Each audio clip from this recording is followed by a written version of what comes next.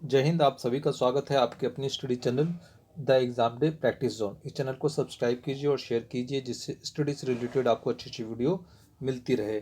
ये हमारा part second है।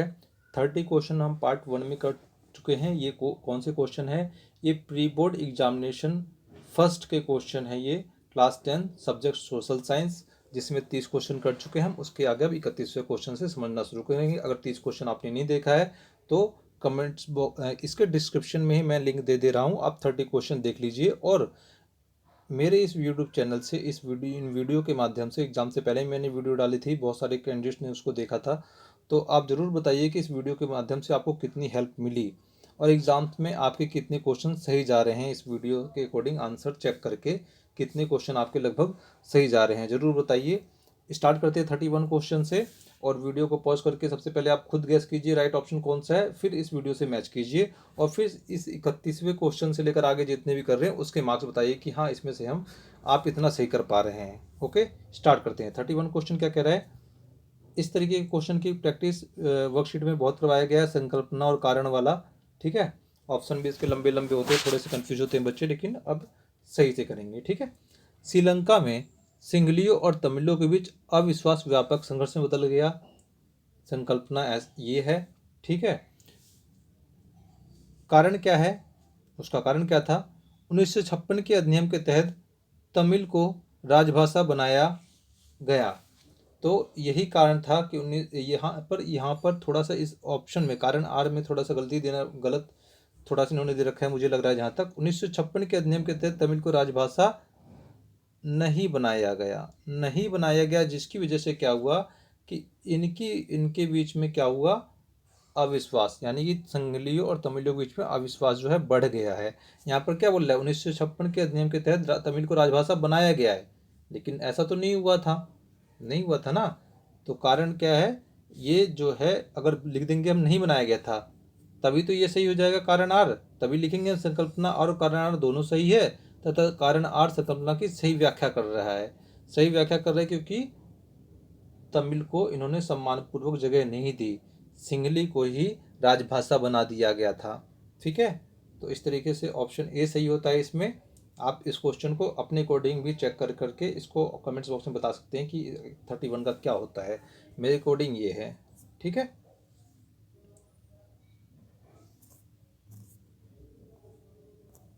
नेक्स्ट क्वेश्चन क्या है? बेल्जियम में कितने प्रतिशत लोग फ्रेंच बोलते हैं? बेल्जियम जो कंट्री है,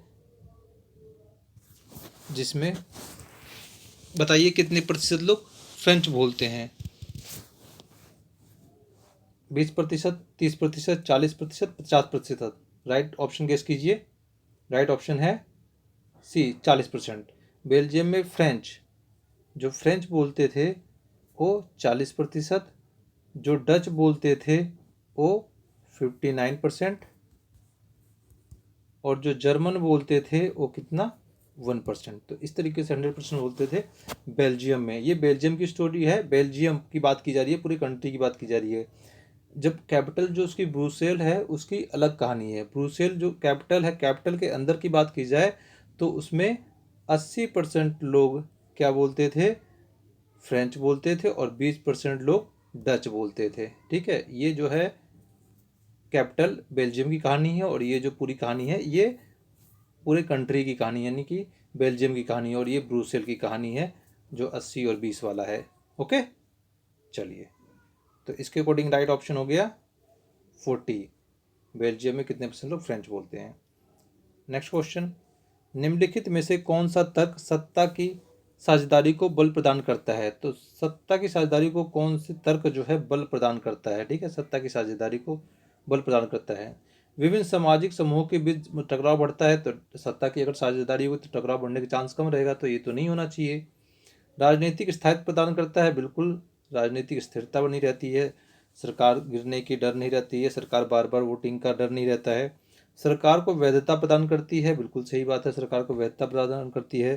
तो देखिए ए बी सी डी में से कौन सा हो गया हमारा? दो सही हो गया, 2 और 3। तो राइट ऑप्शन है सी, केवल 2 और 3। अब इसमें एक क्वेश्चन है, एक क्वेश्चन कट गया है, मैं आपको पढ़ के सुना देता हूँ। क्वेश्चन क्या कहना चाह रहा है? किसी किसी देश में सरकार विरोधी समूह की हिंसक लड़ाई ऐसा रूप ले ले कि वह युद्ध सा लगे तो उसे क्या कहते हैं? गृह युद्ध, विश्व युद्ध, ब्राह्मण युद्ध, इनमें से कोई नहीं। ठीक है, हिंदी वाला कट गया है, इंग्लिश वाला आप पढ़ सकते हैं। देखिए, a violent conflict between opposition group within a country that becomes so intense that its appears like a war is known as, right option, civil war, यानी कि गृह युद्ध सा लगे। ठीक है। 35 क्वेश्चन क्या कह रहा है? श्रीलंका में कौन सा भाषाई समूह बहुमत में है? बहुमत का मतलब समझ गए, बहुत ज़्यादा संख्या में। श्रीलंका में कौन सा भाषाई समूह बहुत? तमिल, सिंगली, तेलुगु, मराठी। तो सबसे ज़्यादा क्या है? B, Tamil, singly. सिंगली जो है वहाँ पर बहुमत में है, बहुसंख्या में है। 36 क्वेश्चन क्या कर रहे हैं? निम्नलिखित में से कौन सा प्रांत केंद्र शासित प्रदेश का एक उदाहरण है? केंद्र शासित प्रदेश, अभी वर्तमान में हमारे 28 राज्य और 8 केंद्र शासित प्रदेश हैं। तो इसमें से बताना है कि जो नीचे चार्ट दे रखा है उसमें से केंद्र शासित प्रदेश कौन सा है? गुजरात, उत्तर प्रदेश, लद्दाख, मध्य प्रदेश। तो राइट ऑप्शन है हमारा सी, लद्दाख जो है क्या है? केंद्र शासित प्रदेश है। बाकी जो क्या है? राज्य है। 37वां क्वेश्चन, 37 क्वेश्चन क्या कह रहा है? वे संसाधन जिनकी प्राप्ति जीवमंडल से होती है और उसमें जीवन व्याप्त है क्या कहलाता है? जैवमंडल, अजैव जैव संसाधन, अजैव संसाधन। ए और बी दोनों में से कोई नहीं। तो वे संसाधन जिसकी प्राप्ति जीवमंडल से होती है, तो जीवमंडल से उसकी प्राप्ति होती है, तो ऑब्वियसली ये हो जाएगा राइट ऑप्शन ए, जैवमंडल। ठीक है। नेक्स्ट क्वेश्चन, निम्नलिखित विशेषताओं के आधार पर मृदा की पहचान कीजिए। विशेषताएं कौन सी बता रहा है मृदा की? इस मृदा को रेगर मृदा कहते हैं। ठीक है, यानी कि एक मृदा है जिसका दूसरा नाम क्या है? रेगर मृदा। यह मृदा कपास की कृषि के लिए उपयुक्त है। तो बताइए कौन सा है? जलोढ़ मृदा, काली मृदा, लाल मृदा, लाल पीली मृदा, वन मृदा, कौन सा है? तो राइट ऑप्शन है हमारा बी, काली मृदा, जो जिसको रेगुलर मृदा के नाम से भी जानते हैं और इसे ये कपास की कृषि के लिए उपयुक्त भी है। 39 क्वेश्चन क्या कह रहा है? स्मॉल इज ब्यूटीफुल नामक पुस्तक के लेखक कौन है? महात्मा गांधी, सुमेसर, अरविंद लाल, मिस्ट फ्राउन। तो इसका राइट ऑप्शन है बी, सुमेसर। 14 क्वेश्चन क्या कह रहा है? लो एशक किस प्रकार का संसाधन है? लो एशक जो है बताना है किस प्रकार का संसाधन है। और लो एशक सबसे ज़्यादा निकलता कहाँ है? सबसे ज़्यादा कहाँ निकलता है लो एशक पूरे विश्व में? अगर कंट्री का नाम पता है तो कमेंट्स बॉक्स में कंट्री का नाम बताइए और इस क्वेश्चन का आंसर भी बताइए। लौह एशक किस प्रकार का संसाधन है? नवीकरणीय योग, जैव, प्रवाह या फिर अनवीकरणीय योग? तो लौह एशक जो है अनवीकरणीय योग संसाधन है, अनवीकरणीय। हम इन्हें अपने प्रयोग नहीं कर पाते हैं, इनको बनने में भी लाखों साल लग जाते हैं। चलिए 41 क्या है? निम्नलिखित में से कौन सा भू निम्नीकरण का एक कारण है? भू निम्नीकरण का एक कारण है अति पशुचारण, वनोन्मूलन, खनन, उपयुक्त सभी। तो भू निम्नीकरण का कारण जो है राइट ऑप्शन डी, उपयुक्त सभी है। अति पशुचारण भी है, वनोन्मूलन भी है और खनन भी है। तीनों से क्या होता है? भू निम्नीकरण होता है। 42 क्वेश्चन क्या है? निम्नलिखित में से कौन सा कथन रोपड़ कृषि के संदर्भ में सही है? निम्नलिखित में से कौन सा कथन रोपड़ कृषि के संदर्भ में सही है? यह व्यापक क्षेत्र में की जाती है। रोपड़ कृषि में बिल्कुल व्यापक क्षेत्र में की जाती है। इसमें अधिक पूंजी की आवश्यकता होती है तो व्यापक क्षेत्र में की जाएगी। बड़ी भूमि पे किया जाएगा तो अधिक पूंजी की आवश्यकता होगी। इसका उपयोग उद्योगों में कच्चे माल के तौर पर होता है। बिल्कुल इसका उपयोग उद्योगों में कच्चे माल के तौर पर होता है। ठीक है, तो राइट ऑप्शन इसका हो जाएगा डी। ठीक है, उपयुक्त सभी। 43 क्वेश्चन क्या कह रहा है? ये थोड़ा सा लंबे ऑप्शन वाला क्वेश्चन है, कथन और कारण वाला। 43 क्वेश्चन, तो इसमें संकल्पना पढ़ते हैं और कारण पढ़ते हैं। ऑप्शन आपको पता ही होना चाहिए कि कौन से आने पे क्या दिया जाता है। उच्च आय वाले देश अधिक विकसित होते हैं। देखिए देशों की जब गणना की जाती है तो आय देखी जाती है, तो उच्च आय वाले देश अधिक विकसित होते हैं, सही बात है। कारण, अधिक आय का अर्थ है अधिक आय का अर्थ है मानव की आवश्यकताओं को पूरा करने के लिए वस्तुओं की अधिकता। देखिए अधिक आय होगी तो वस्तु की ज़रूरत लोगों को ज़्यादा होगी। एग्जाम्पल लेते हैं, आपके घर में अगर आपकी फैमिली में अगर मान लीजिए पापा जो है 20,000 रुपये कमाते हैं, अगर 30,000 रुपये कमाने लग जाएंगे तो हो सकता है दूध और ब्रेड जो सुबह आता है, हो सकता है दूध की मात्रा और ब्रेड की मात्रा बढ़ जाए, ठीक है, या फ्रूट्स जो घर में आता है उसकी मात्रा बढ़ जाए। समझ रहे हैं, आय अधिक बढ़ती है तो वस्तुओं की अधिकता भी बढ़ती है। तो इसमें देखिए कारण ए और स और का दोनों सही है, और ए जो है कारण जो है उसकी सही व्याख्या करता है, ठीक है। तो राइट ऑप्शन है ए, संकल्पना और कारण दोनों सही है और कारण आर सही व्याख्या है, ठीक है। Right option A. 44 क्वेश्चन, निम्नलिखित कथनों को पढ़िए और नीचे दिए गए विकल्पों में से उपयुक्त विकल्प को चुनिए, ठीक है। चुनते हैं। अलग अलग व्यक्तियों के विकास के लक्ष्य अलग अलग हो सकते हैं। अलग अलग व्यक्तियों के विकास के लक्ष्य जो है अलग अलग होते हैं, ठीक है, ये बात सही है। एक के लिए जो विकास है दूसरे के लिए नहीं हो भी हो सकता है, बिल्कुल सही बात है। एक उद्योगपति चाहता है बांध बनाई जाए तो प्रोजेक्ट उसे मिलेगा, जबकि वहाँ के आसपास के लोग नहीं चाहते। तो एक के लिए विकास हो दूसरे के लिए नहीं भी हो सकता है। सभी व्यक्तियों के लिए विकास के लक्ष्य समान होते हैं, बिल्कुल गलत बात है, सभी के लिए लक्ष्य समान नहीं होते हैं। अभी आप 10th क्लास में हैं तो आपके लिए लक्ष्य क्या होगा, आप अच्छे से अच्छे नंबर पाएँ, तो आपका लक्ष्य ये होना चाहिए। जबकि अगर कोई रिक्शा चला रहा है तो उसे उस नंबर से क्या मतलब है, ठीक है। चलिए, तो इसके अकॉर्डिंग क्या हो जाएगा हमारा पहला और दूसरा, तो पहला और दूसरा किस में है, बी में, ठीक है। पहला और दूसरा को इसमें है, बी में है।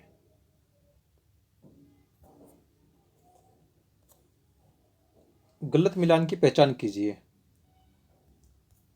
गलत मिलान की पहचान कीजिए। प्राथमिक क्षेत्र कृषि सही है। प्राथमिक क्षेत्र कृषक, प्राथमिक क्षेत्र डेयरी सही है। प्राथमिक क्षेत्र विनिर्माण, विनिर्माण तो नहीं है, विनिर्माण जो है द्वितीय क्षेत्र में आता है। प्राथमिक क्षेत्र मत्स्यन, ये सही है। तो गलत मिलान की यहाँ पहचान करनी थी, तो हमने पहचान कर लिया है सी, ठीक है। नेक्स्ट क्वेश्चन क्या कह रहा है, कांता को सवेतन अवकाश प्राप्त होता है, सवेतन यानी वेतन के साथ। बताइए कि वह किस क्षेत्र में काम करती है, संगठित क्षेत्र, असंगठित क्षेत्र, संगठित क्षेत्र, ए और बी दोनों में से कोई नहीं। तो वह सब वेतन अवकाश मिलता है, यानी वेतन भी मिल रहा है और अवकाश भी मिल रहा है, पैसे नहीं कट रहे हैं काम करने के। तो ये कौन से क्षेत्र में काम कर रही है कांता, राइट ऑप्शन है बी, संगठित क्षेत्र में काम कर रही है। नेक्स्ट क्वेश्चन क्या है, गलत मिलान की पहचान करना है, फिर से आ गया गलत मिलान की पहचान करना है। तो सार्वजनिक क्षेत्र भारतीय रेलवे सही है।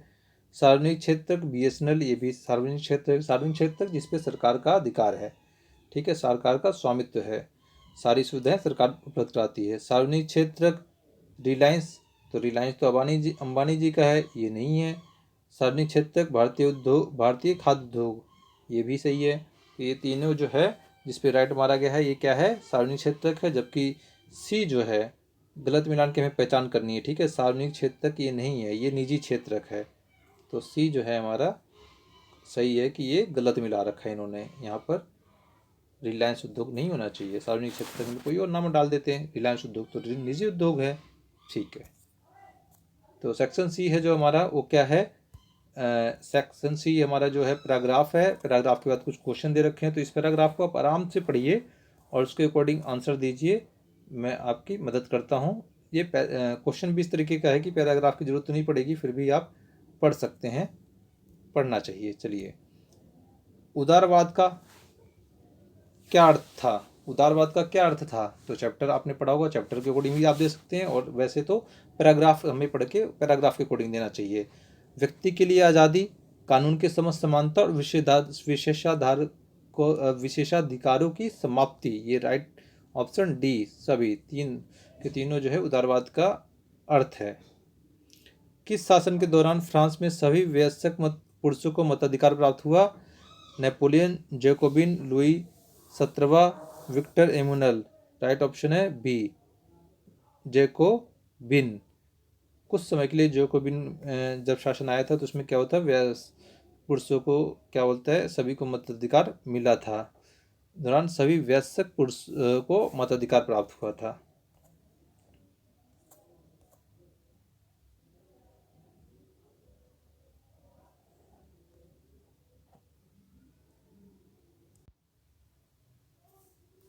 तो इस तरीके से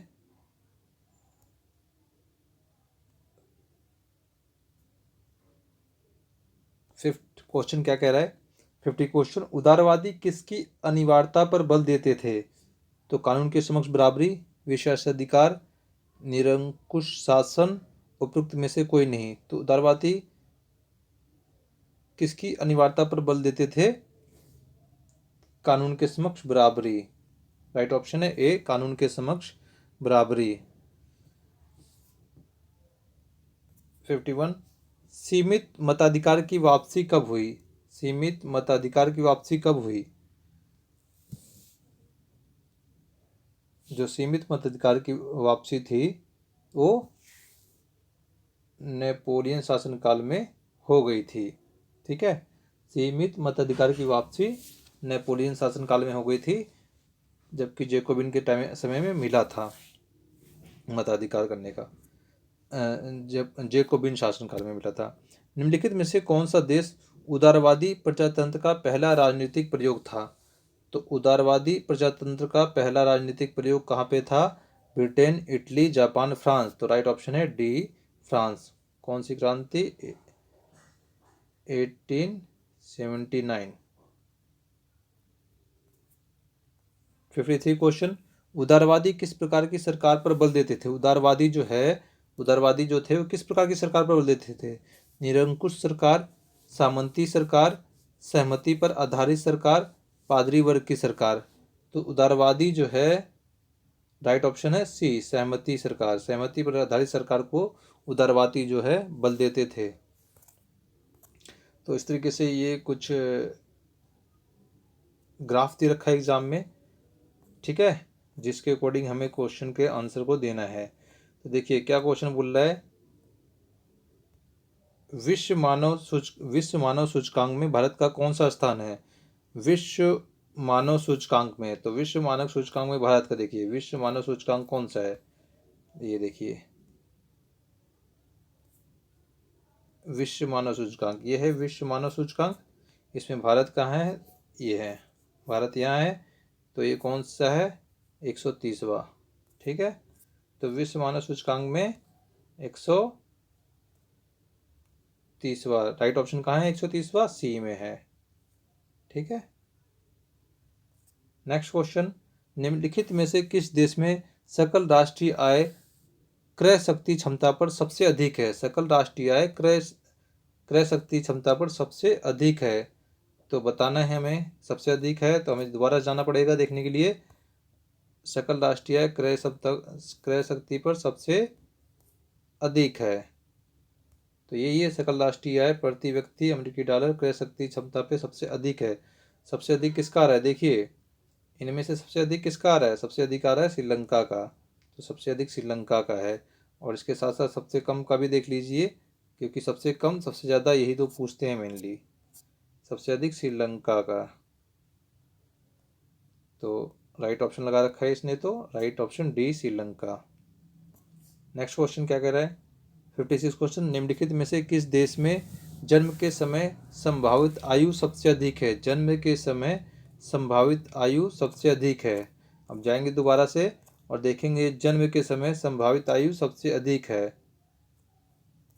ये देखिए जन्म के समय संभावित आयु सबसे अधिक किसकी है? परसेंटेज दे रखा है सबसे अधिक, तो 75.5, इसके आसपास तो कोई है भी नहीं, तो कौन किसकी है? श्रीलंका की है। किसकी है? श्रीलंका की है जन्म के समय। तो 56 क्वेश्चन में यही पूछा था, जन्म के समय किस संभावित आयु अधिक है? श्रीलंका की। 57 क्वेश्चन क्या कह रहे हैं, निम्नलिखित में से किस देश में सकल राष्ट्रीय आय क्रय शक्ति क्षमता पर सबसे कम है? तो मैंने पहले बता दिया था, सबसे अधिक वाला देख लो, सबसे कम वाला देख लो। सबसे अधिक श्रीलंका था और सबसे कम का जो था राइट ऑप्शन है, बताइए। श्रीलंका, म्यांमार, नेपाल, बांग्लादेश। तो देख लीजिए आप सी जो है ये नेपाल में क्या है? क्रय शक्ति क्षमता पर सकल राष्ट्रीय आय सबसे कम है। 58 क्वेश्चन, निम्नलिखित में से किस देश में विद्यालयी औसत सबसे अधिक है? तो विद्यालयी औसत सबसे अधिक देखिए किस में है, बिल्कुल ग्राफ देखकर देते जाना है। विद्यालयी सबसे अधिक, विद्यालयी औसत आयु सबसे अधिक किसका है, सबसे अधिक बताइए। फिर से आ गया श्रीलंका का 10.90, किसी का नहीं है इतना, श्रीलंका का है विद्यालयी औसत सबसे अधिक। 58 क्वेश्चन में राइट ऑप्शन किसका है, श्रीलंका। ठीक है। निम्नलिखित में से 59 क्वेश्चन क्या कह रहा है, निम्नलिखित में से किस देश में जन्म के समय संभावित आयु सबसे कम है। संभावित आयु सबसे कम बोल रहा है ये। ठीक है, जन्म के समय संभावित आयु सबसे कम किसका है, देखिए जन्म के समय संभावित आयु सबसे कम, यह है जन्म के समय संभावित आयु सबसे कम किसका है। देखिए सबसे कम देखना है हमें, तो सबसे कम है, यहाँ जाते हैं, इससे भी कम है क्या कोई, बिल्कुल जस्ट उसके नीचे वाला। ठीक है, इससे कम कोई नहीं है, पाकिस्तान से नीचे कोई नहीं है। जन्म के समय संभावित आयु सबसे कम पाकिस्तान 66.60। ओके, तो राइट ऑप्शन हो जाएगा 59 का हमारा डी, पाकिस्तान, जन्म के समय संभावित आयु सबसे कम। ठीक है, 60 जो क्वेश्चन है वो हमारा वो मैप से रिलेटेड है, सेक्शन डी आ गया है ये। बिल्कुल मैप की जिसकी थोड़ी सी प्रैक्टिस है, काफ़ी मज़ा आएगा मैप करने में। मानचित्र में ए से बांध को बताया गया है, उसमें बताना है कि कौन सा बांध है ये। तो मानचित्र देखते हैं, और मानचित्र में जो ए बताया गया है, ए है ये ए है, तो ये बताना है कि ए जो है ये कहाँ पर है, कौन सा बांध है। तो सबसे पहले हमें स्टेट बताना चाहिए कौन सा है। तो ये देखिए सबसे ऊपर वाला ये क्या है, लद्दाख है, ये जम्मू एंड कश्मीर है। उसके नीचे ये हिमाचल है, और इसके साथ में ये पंजाब है। और हिमाचल के जस्ट नीचे ये हिमाचल है, हिमाचल के जस्ट नीचे ये क्या है, उत्तराखंड। उत्तराखंड में ए दे रखा है पॉइंट हमारा। तो उत्तराखंड में कौन सा है, ऑप्शन में देख लेते हैं कौन सा है उत्तराखंड का। उत्तराखंड का कौन सा है, ये देखिए, क्या सलाल उत्तराखंड में है, नहीं। भाखड़ा उत्तराखंड में नहीं। टिहरी, टिहरी जो है उत्तराखंड में है, जो भागीरथी नदी पे है। महाराणा प्रताप सागर बात तो राजस्थान में आ जाता है। ठीक है, तो इस तरीके से जो ए दे रखा है हमारा क्या है, टिहरी है वो। ठीक है, और नेक्स्ट क्वेश्चन क्या कह रहा है, बी के लिए उसी मानचित्र पर बी से कपास के प्रमुख उत्पादक राज्य को दर्शाया गया है। कपास का प्रमुख उत्पादक राज्य है, बताना है उनमें से कौन सा है। महाराष्ट्र है, तमिलनाडु है, मध्य प्रदेश या पंजाब है, बी वाला। तो देखते हैं बी वाला कहाँ दे रखा है।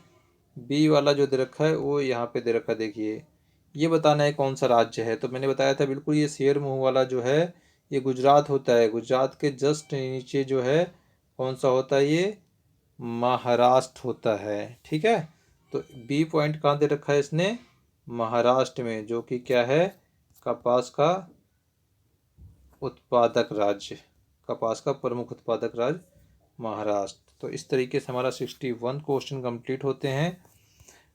एक्सपेक्ट करता हूँ कि बहुत अच्छी तरीके से आपको समझ में आया होगा। नहीं समझ में आया तो वीडियो को रोक करके पॉज करके दोबारा से समझिए। और जितने भी क्वेश्चन आपके एग्जाम में सही गए हैं, इसी यूट्यूब चैनल से थोड़ी सी भी आपको हेल्प मिली है तो मेरा प्रयास जो है सफल रहा, इसका मतलब। तो इस तरीके से आप पढ़ते रहिए, चैनल को सब्सक्राइब कीजिए, शेयर कीजिए, जिससे दूसरे भी विद्यार्थियों का भला हो पाए। अपना ध्यान रखिए, पढ़ते रहिए, टेक केयर।